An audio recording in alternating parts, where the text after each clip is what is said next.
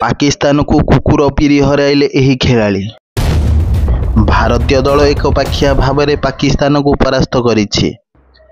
ରବିବାର ଦିନ Asia cup 2025ରେ Bharat ପାରମ୍ପରିକ ପ୍ରତିଦ୍ୱନ୍ଦ୍ୱୀ ପାକିସ୍ତାନକୁ 31 ବଲ୍ ବାକି ଥାଇ 7 ୱିକେଟରେ ପରାସ୍ତ କରିଛି। ପହଲଗାମ ଆକ୍ରମଣ ପରେ ଭାରତ ଏବଂ ପାକିସ୍ତାନ କ୍ରିକେଟ ଦଳ ପ୍ରଥମ ଥର ପାଇଁ ମୁହାଁମୁହିଁ ହୋଇଥିଲେ, ଯେଉଁଥିରେ ସୂର୍ଯ୍ୟ କୁମାର ଯାଦବଙ୍କ ନେତୃତ୍ୱାଧୀନ ଭାରତୀୟ ଦଳ ବିଜୟୀ ହୋଇଥିଲା। ମ୍ୟାଚ୍ ପରେ କାର୍ଯ୍ୟକଳାପ ଏହି ମ୍ୟାଚ୍ରେ ସବୁଠାରୁ ଅଧିକ ଧ୍ୟାନ ଆକର୍ଷଣ କରିଥିଲା। ମ୍ୟାଚ୍ ପରେ ଉଭୟ ଦଳର ଖେଳାଳିମାନେ ହାତ ମିଳାଇ ନଥିଲେ ଏବଂ ନିଜ ନିଜ ପାଭିଲିୟନକୁ ଫେରି ଯାଇଥିଲେ। ଟସ୍ ସମୟରେ ମଧ୍ୟ ସୂର୍ଯ୍ୟ କୁମାର ଯାଦବ ପାକିସ୍ତାନୀ ଅଧିନାୟକ ସଲମାନ ଆଗାଙ୍କ ସହ ହାତ ମିଳାଇ ନଥିଲେ।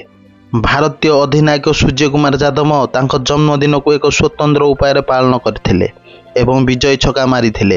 ସୂର୍ଯ୍ୟ ସୁଫିଆନ ମୁକିମଙ୍କ ବଲରେ ମିଡ୍ ୱିକେଟ୍ ଉପରେ ଏକ ଛକା ମାରିଥିଲେ। ଭାରତୀୟ ଅଧିନାୟକ 37 ବଲରେ 5ଟି ଚୌକା ଏବଂ ଗୋଟିଏ ଛକା ସାହାଯ୍ୟରେ ଅପରାଜିତ 47 ରନ୍ କରିଥିଲେ। ଏହି ବିଜୟ ସହିତ ଭାରତୀୟ ଦଳ ଗ୍ରୁପ୍ ଏ ଶୀର୍ଷରେ ରହିଛି।